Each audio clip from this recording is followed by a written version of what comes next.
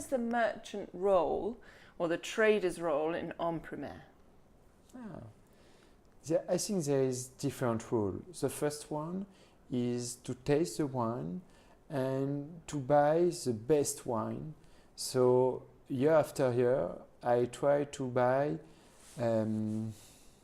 some wine that I can keep during a long time.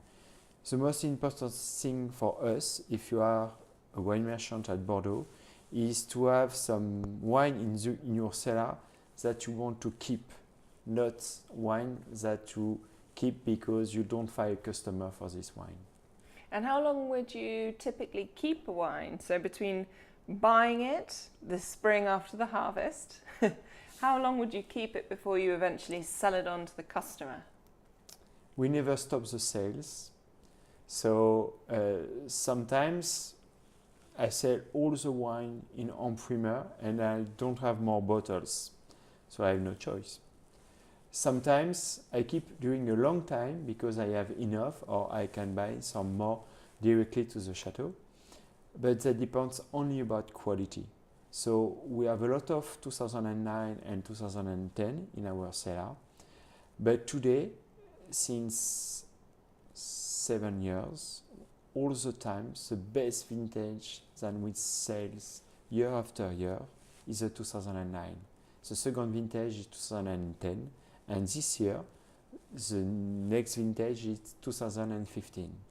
So we used to sell the best vintage more than the other vintage than you can, because today at Bordeaux, there is no poor vintage.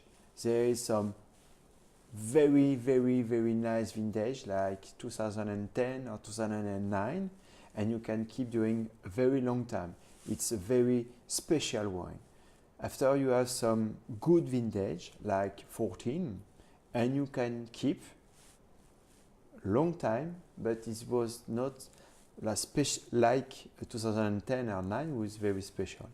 And you have some vintage like 13 with a vintage that you can drink today. It's vintage just to wait the great vintage like 14 and 9. Okay, but what's the fastest that you would go to en primeur and then sell the wine? Sometimes it's 1 hour or less. That depends. Okay.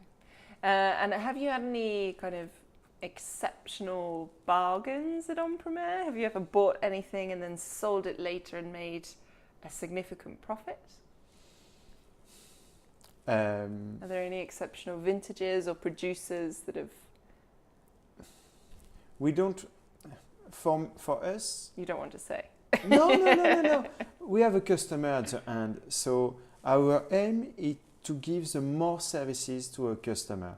So with en primeur, sometimes I don't have enough bottles for all of customer, but we don't stop the sales. We just increase the price, that's right, but the level of margin is not so much. It's the average is 27% of margin for vintage.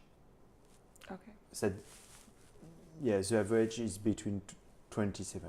Okay. No more. Oh.